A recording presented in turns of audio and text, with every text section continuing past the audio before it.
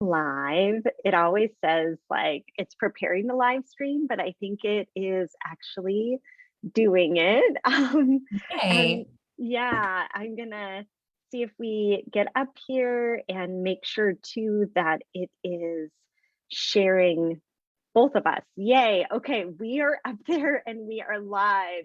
Yay. I'm so thankful when technology works. But Katie, thank you so much. I know I hopped on here and saw your face and just was like, oh, it's been a while. And when anybody has spent some time at Reactive and with our team, it's like you're part of our family. And so when we don't see you as much, it's like a little family reunion when I that's see your face. so true. Sometimes like I still will like tell my husband random things. Like I was like, oh, it was Chelsea's birthday the other day. He's like, Chelsea who? I'm like, okay, I forgot. Like you weren't part of the whole process in California. So I'm like, you guys are like my little family. Yeah, yeah, and that is totally how we feel. So I'm just so happy to see you, and I already feel like my face is hurting from smiling at you, which is a good thing. But we've shared your story. You've joined us before on Instagram, and many people told us that that really helped them. It helped them to understand both functional neurologic disorders, what's possible, and we had planned this other interview here to join our Facebook community, and life took us away for sure, for both of us, right? I mean, I know I went through the death of my mom and just the holidays. There was so much happening in that time. You also were exploring new positions and jobs, which is great. Life is happening for you. So we're back, and I'm really happy about that. And I think though it has been a while, so I wonder if you can share a little bit of your story, what you're comfortable sharing, your story with FND and where you are now. Yeah, absolutely. So my FND journey began, well, I'm 28 now, but my FND journey began, like the functional part of it began when I was 23. But until like growing up in my life, I didn't really have any health problems growing up, clean bill of health, always just going to my yearly checkups. And that was basically it, besides like a broken wrist from skiing, nothing crazy. And just when I think when I turned 22, I was not doing a great job managing stress in my life. I was working really hard, trying to progress my career in education and just not really putting my health as a priority. And that, with the combination of a few other things, I think really led me to be mentally and physically a little bit unhealthy. But it didn't show up in any way except for I was just super tired. I was tired all the time. And slowly from being tired, like I started getting like inflammation in my joints and having some sort of like stomach issues and just not being comfortable. But nothing was like ever so extreme that I was like, okay, I need to get this taken care of, until my joints started getting really bad. And so for a while, I was told that I probably had rheumatoid arthritis, and kind of went down that trajectory, but treatment wasn't really helping. And then all of that brought me to my first functional seizure, when I was 23, 24, I'm not sure. But yeah, so it was like good health, slightly not great. And then all of a sudden I had my first functional seizure. And when I had that, I had absolutely no idea what it was. I had just come back from a long day of school and just sitting on my bed, I was looking at my phone and all of a sudden I started having abnormal movements that I couldn't control. And it was really terrifying. And then from there, like the symptoms went away for a while. So I thought that was great. And then I would have a seizure here and there and I would go away. So in the beginning, it was really confusing because I thought I was going crazy and like, no, like it's so weird to say I had a seizure yesterday, but now I'm okay. So definitely a confusing journey. And when I went to seek medical treatment, not a lot of people knew what I was talking about. I went to a few neurologists telling me that they thought I was having panic attacks or that I was just having like a reaction to medication, those kinds of things. And it took me to the point where FND was affecting me so much that my symptoms were starting to become an everyday thing. It got to the point where I was having lots of seizures throughout the day. Even like I remember a day that I had probably like 20 or 30 plus seizures in a day, and they were all just like back to back to back. It was like binge watching your favorite show, but a seizure. Wow. Yeah. And just without my husband, like, I don't know how I would have kept myself like mentally sane, because I felt like I was going crazy. And no doctors knew what was going on. So it felt like I was just asking for help to nobody almost. And then long story short, I know I'm kind of going all over the place with it, but my symptoms ended up getting more intense and more intense, to the point where I was having like tics and tremors throughout the day constantly. Like, I would not be able to hold still for very long without me like hitting like this, or moving my head, or clicking. Any sort of weird vocal or motor tic, I would do it. Like, if I try to suppress them, they would escalate to the point where I'd be like hitting myself. It was messy, and it was hard to go out in public, hard to go on airplanes, impossible to travel. And to the point where it affected my walking. That's when I found you, as I was walking with my cane because my tics were so bad. I couldn't like keep my balance. So I walked with a cane for 4 months, and it was really hard. And I finally realized that I had to do something, and just couldn't watch myself keep getting worse, even though I didn't know what that meant, but I just had to do something. And that's how I met you. You know what, I've heard your story, and I talked to you when we first met, and I don't think I've I've heard it in that way. And what I really loved is, like, you saw almost like little things kind of building, right? And maybe that's like the beauty of retrospect, right? Like, in the Totally. moment, you're you're 22, and actually we have some very similar stories, which I didn't even realize that, Katie, but you're 22 and you're like, I'm a little tired and I'm working hard, and then, oh, my joints are a little swollen, right? And is there some autoimmune condition going on? And I think that is so common, that there's kind of this like gradual buildup of things in our bodies or our nervous systems that we might just very easily ignore, right? and Exactly. and That's just like, so build. yeah, just chop them up to just kind of like normal things. And until they're like grabbing your attention, right? And like, for you, that really changed to where you were like, there's something that I need to do about this. And I'm, now obviously you've worked with us, you've worked on yourself a lot. And I wonder what, in regards to like the seizures, for example, a lot of people ask me like, well, how do you know they're coming? Like, are there particular triggers that you discovered? And I think also, like, what tools have you found for yourself that I think you had shared this week that was it like how long seizure free, by the way? 3 months, and I'm 3 months. saying that. Super that excited. that is huge, because you're talking, this started maybe 5, 6 years ago, the I first think seizure. three or three Oh, or 3 or 4. four. It Okay, feels like like my math is not very yeah, good. the autoimmune stuff was like the first like 2 years. And then like the first seizure, I think was maybe it's 3 years now. I don't know. The time is now just COVID. It's just been a blob. I know. So crazy. But yeah, definitely had lots of improvement with my seizures, which sounds really weird.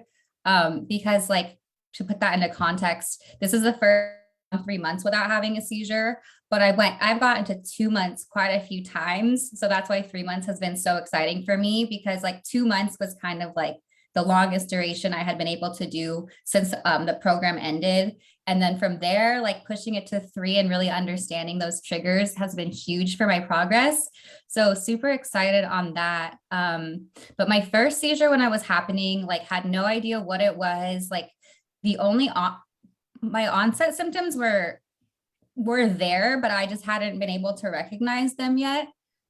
Super tired during the day, like exceptionally tired. I actually had a parent from one of one of the one of my years that I taught second grade. A parent pulled me aside and looked at me, and she's just like, you don't look good. Like, can you go home? And I was like, I can't, like, and she said, like, I mean this like from the bottom, like from like like from the mom and me. She's like, you don't look like you should be here.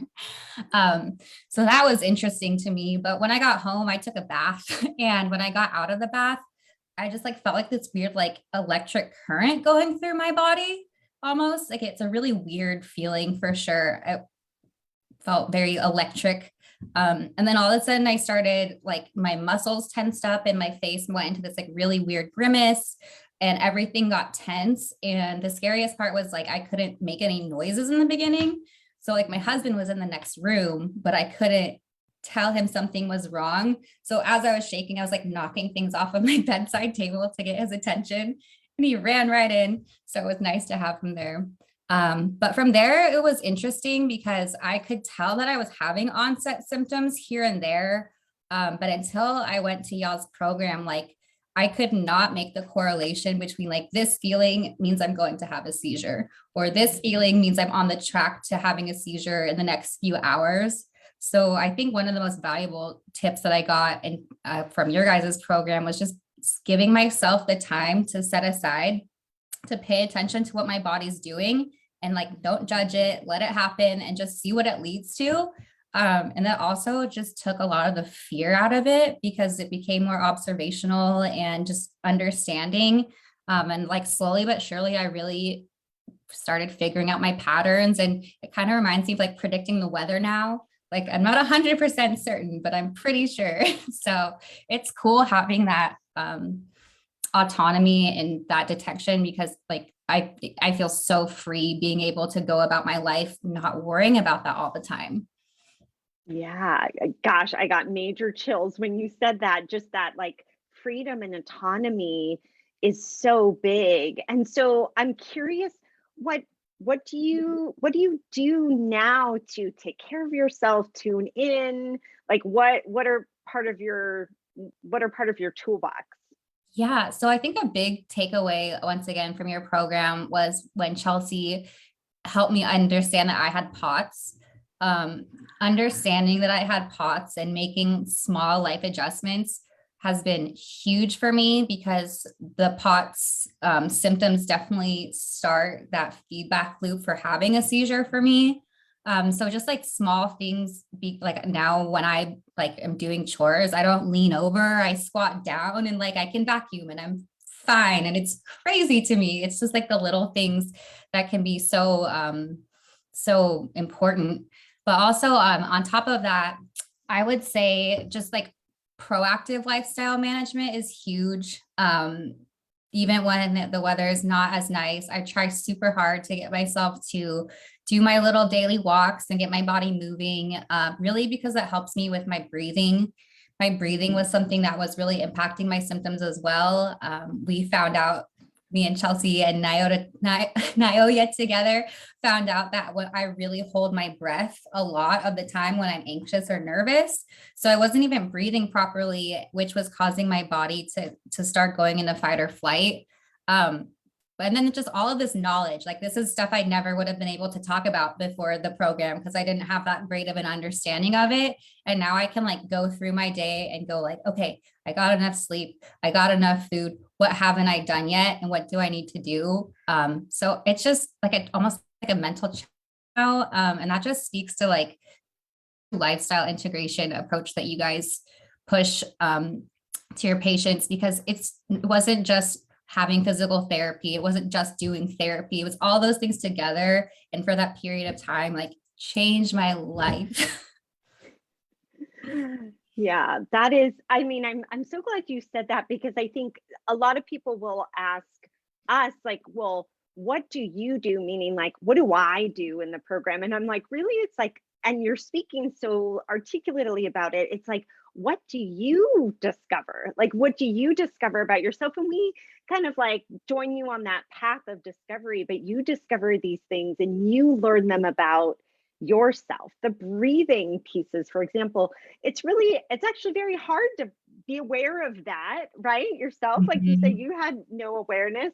I had no awareness of my own tendencies until I started wearing the leaf myself and getting feedback about my own breath holding, right? So I'm so glad you said that. And what like I know about you and what I hear from you is how much this is like you said, like it's a part of your life, and that you have all of those tools. And you mentioned Chelsea, you mentioned Naoya, and I know you worked with yoga therapy too. And on our yoga therapist Andrea is like such a just a unique part of our program. And sometimes people are like, what do you mean yoga therapy? And I wonder if you could share a little bit about even like what you did, what you learned from some of that experience. Yeah, that was something that I was and initially I was like, I mean, I like yoga, that sounds great. But oh my gosh, to have a space for you to specifically practice the skills that you learn in therapy in like a relaxed environment and just like the kind of yoga we did with the breathing that we did, I was able to really just like take back my body's ability to like make movement, and just like those slow movements reteach your brain and make such a good connection with your body. Like this is how I do things. And it sounds so weird to maybe someone that hasn't had FND, but like you really have to retrain your body. Like this is where my arm is, this is where my leg is. We're doing things together now.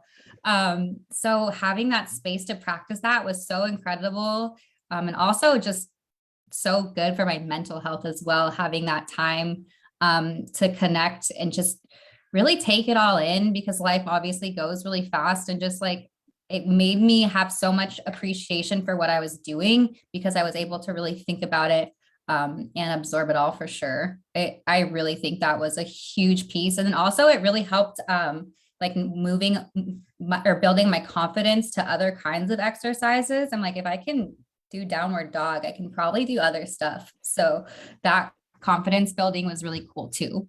Yeah, that's you are right on about that. Downward dog is so hard. And moving through postures and positions when you have POTS is also really hard. So that coordinating that with breath can allow you to do that if changing positions is challenging. So Oh, and one that other thing I wanted to add on that, not to cut you yeah, off, no. but I don't know if you remember, but also because I was wearing my Leaf biofeedback monitor, I screenshotted you what my breathing or what my HRV looked like during that, because it was so cool to like have this device showing me the positive effect that it had on my body. So like that buy-in was also just spot on. Yes, I totally remember that now, because when you sent that, I was like, oh my gosh, this is why. This is absolutely why. That's so awesome. So we share a lot of these videos with other healthcare providers. And that's a lot of the reasons.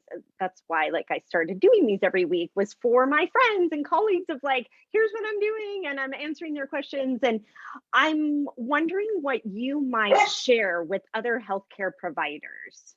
Yeah, definitely. I think the one thing that has been huge for me trying to signal boost this to all my doctors, I'll tell you that later. But something that I think can be really challenging about FND is that people get like one first impression of it, and that can often be their lasting first impression. And my first impression of FND was it was going to keep getting worse. It wasn't going to get better. There's like small things you can do here and there, but like mostly we can give you anxiety medicine. Like the fact that that was like the mental schema for so many doctors that I went to, that doesn't mean all of them are bad doctors. That means all of them haven't had the access to the information that's out there, and don't have necessarily like the right impression of it. It almost reminds me like in the beginning, no one understood what COVID was. And then we finally now know all about it. But just, I think it's super important to realize that their treatment is like definitely possible. People can really make improvement. I'm in a ton of functional neurological disorder groups on Facebook. And the most common thing I see from people posting, like every day I see a post that says like, a doctor sees me, knows all my symptoms, knows my diagnosis, says there's nothing we can do. And I see other people getting better. What the heck? So it's crazy that it took me like a year to even find you guys, and for how much you guys, post and all that kind of stuff. So it's not easy to find that information. So definitely doing their homework is super important as well. And one of my friends did something really incredible. Her name's Catherine. I went to elementary school with her. And after I just did my first live with you, she's in physical therapy, and she decided to take it upon herself to just educate herself from your page and just to spread it around. And I was just like, that's how people are going to improve, is just people caring. Sorry, not sorry. But yeah, and it's been so cool to be able to be, now that I'm on this side of things, able to try to support people in this community. I like reach out to people all the time, telling them about your program. But doing that, I just I love reaching out to people and telling them like, you can get better. Like, even if it's baby steps, like you can really make an improvement. So just knowing that it's not end all be all.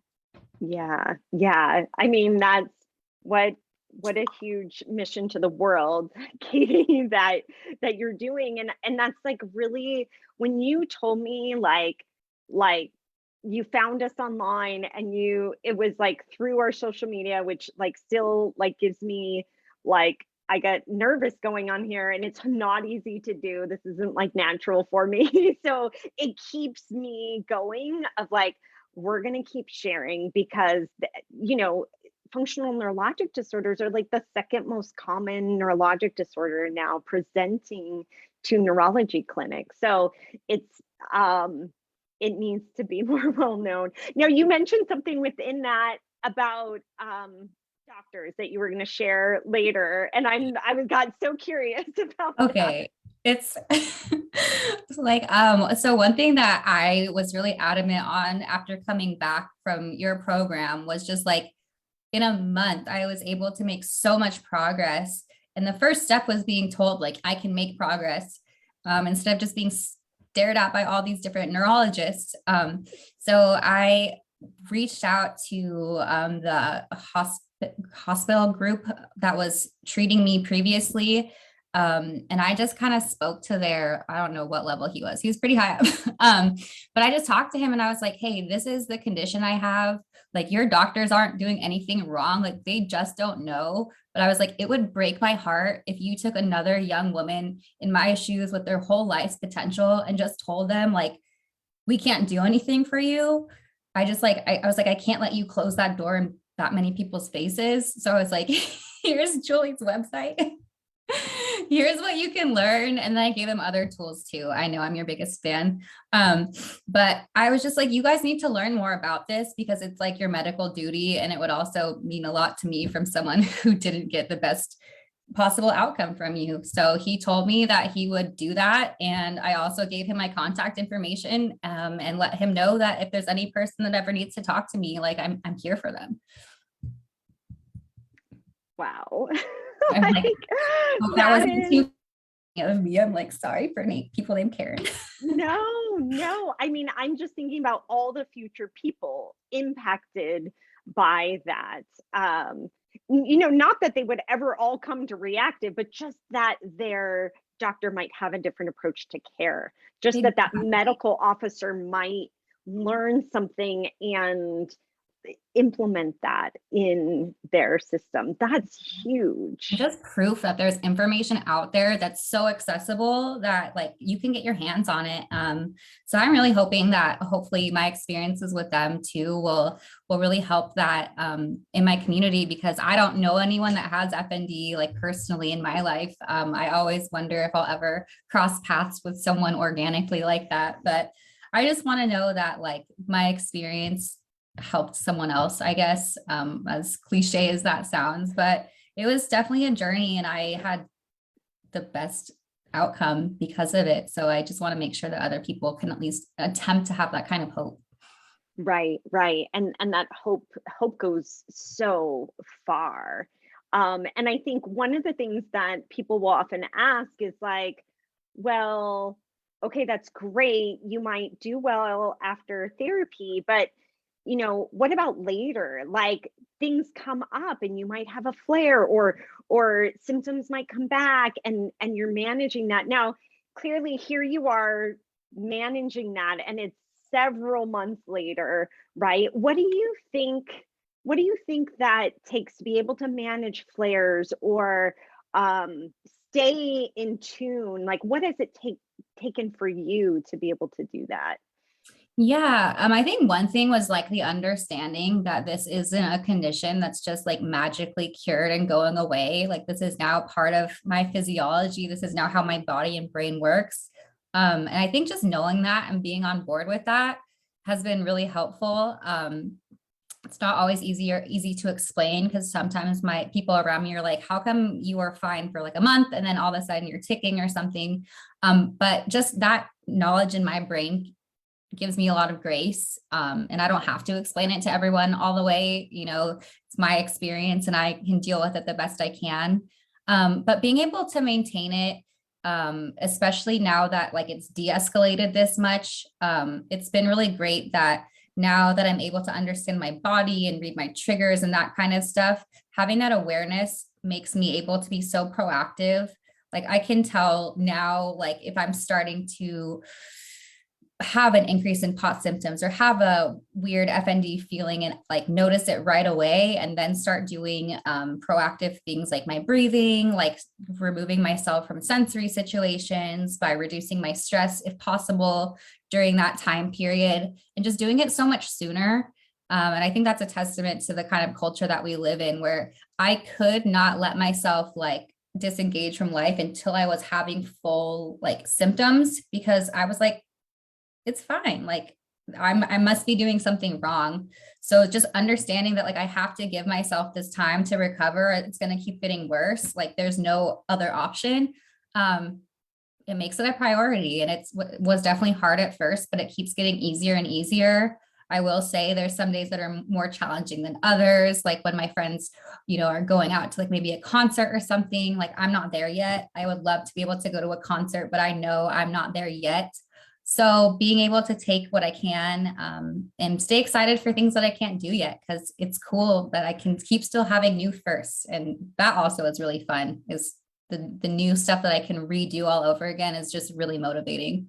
Yeah. Yeah, that's awesome. I remember when you sent me a picture of like you were outdoors somewhere in Orange County, Yeah, the right? sunset, right? Sunset. Yes, yes. And it was just like, oh, those feelings of being able to do that. Which I think lastly, it would be helpful for people to know like where are you now? What are you doing? I know you're working and things like that. If maybe you can share a little bit about what life is like.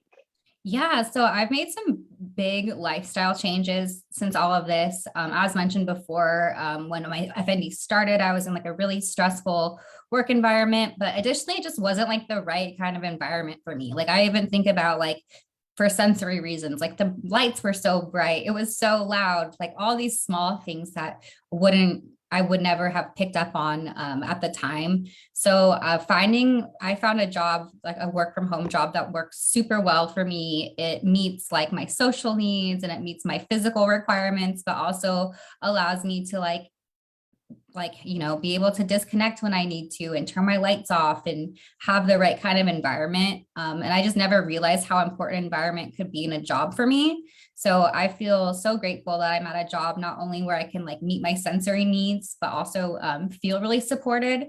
I realize like through and through, I need like emotional support to feel successful. And so having that specific knowledge has helped me a lot find a job that I can feel successful in. And so that's been incredible. I've been able to do so much more stuff like outside. I'm able to walk my dog. I'm able to just to drive. I rode a bike for the first time in like 5 or 6 years a few months ago. And just even like things like being able to like walk or hop up and down stairs like a child, like it's just so fun. So just having those experiences has been so great. And another thing that's been invaluable is just being able to like be with my family and be mentally present, because that was probably one of the biggest challenges, was like, I wanted to be around my loved ones so bad, but like everything would just implode. So spending that time with them has been so amazing. And I think on top of all of that, just I feel like my life trajectory is like uphill again, and it felt really stagnant for a while. So I just love thinking that this was just like a challenge in my life and not something that is taking over my whole life. So definitely Yeah. exciting for sure. Yeah, that's so exciting. And I mean, I just have to tell you how much I have and our team have learned from you and many other people like you, and just hearing your words. I mean, it makes me even go, "Oh yeah, like I love some of the things that I can control in my environment, and my work environment's really important." And obviously we value that. That's what we talk about from a therapy standpoint, but we don't always do it well ourselves, That's you a know? really good point. That's another thing that I think was huge for me was Naoya really showed me about like that trans theoretical model, which is basically like when you're, oh, I'm gonna butcher it. Like basically trying to like acquire a new skill and like integrate it into your daily life. Like the whole thing is, he did such a great job explaining it to me, but I realized I spend so much time in the planning phase and not enough time in the action phase. So I've just been trying to spend more time in the action phase. And it's nice because like it takes away my anxiety because I'm doing things. I'm like, I'm walking even though I don't want to. I'm breathing even though I don't want to be breathing like this. Like, and I think that's another takeaway I do want to add too, is like, I thought that this whole recovery process, like it didn't make any sense to me going into it. It seems so abstract and like, how is it possible? But it truly is just like baby steps and small things. And you guys meeting me where I was at, because it wasn't like some magic trick. Like there's no magic, like there wasn't some like incredible exercise that changed me. It was just these small tweaks that I was able to make that made a huge difference. So I think that's another thing I want people to take away from this, is just knowing like it's not magic and it's so possible. Like, and it's really accessible for all different people. So Yeah, yeah. Well, thank you. Thank you so much. I mean, again, I feel like I'm coming away from this conversation gaining so many pieces of knowledge that also will help me with future people, but also help me personally.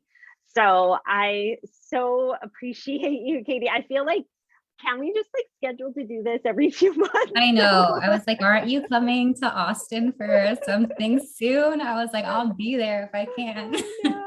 I know. I think that's another thing that's actually been kind of neat, is that you were able to travel to do this because you had family in Los Angeles, and we've had other people do that as well. But that we are able to stay in touch and advocate for other people together. So one of the things that we're working on too, which I know was something that you were really interested in, but we're working on formalizing this, is to provide a peer network for people too. So that's coming down the pipeline. So we'll be Love talking. that. I think Yeah. that's fantastic. And then if it's all right, I did have one question for you, Yeah. Oh yeah. like surprise. One thing that, as I mentioned, like I definitely reached out to lots of people who have FND and want to find treatment, reach out to them a lot. And one of the most common things that people ask me, besides like how, like, what did you do in there? But it's like, if I can't make it to California, like what's my next best option? Like, how can people find support even if they can't necessarily make it to you guys? Yeah, great question. And this is something that we've been working with like our colleagues all over the country Mhm. to kind of spread the word, because it's not just us. And in fact, we're not the first people to do this. There's like a huge center in Boston and at Mayo and in Chicago. And actually we had this great group share with us from, gosh, what was the name of the healthcare system? Aurora. They shared this amazing study with us last night about their FND program. And we've got colleagues all over the country. What is nice is the FND Society, it's like fndsociety.org. They actually have like a healthcare provider directory now. It's not complete because I have like a few months ago, they're like, you're not on it. And I was like, oh boy, let me get on it. But I think that's a good resource. But honestly, a lot of people like reach out to me and I'm really be like, let me connect you, let me find you somebody, because I don't really believe in having to travel across the country for care, right? So I think awareness is growing. I think programs are growing, and I think you can get really great care in many parts of the country now. And honestly, that's like why we do these videos, and that's why we share, because I desire for healthcare providers to be great resources for people like you, or other people with more complex and maybe less well-known disorders. So reach out to me. Yeah, I love that you really help people, like, try to make that connection. And obviously that was just like so great, or so kind on your part to do that for people. I just think that's really incredible. So I think that really shows how much you care about this community, and just this whole process has just been so awesome. Even these check-ins, like I look forward to them so much, because you guys have just made such an awesome, like made the worst thing in my life one of the best things that's happened to me. And it's crazy thinking like I wouldn't change it. Yeah. Yeah. Well, and likewise, you've influenced us, our whole team, so much, and a community of people. So thank you so much, Katie, for joining me live today to share this with the world too. That is brave. I know that's not easy. So thank you. Thank you. And we will continue to advocate and fight for awareness together. So thank you so Absolutely. much. You as well, Julie. Well, you Yeah. have a wonderful Friday and a great weekend. You too. Bye, Katie.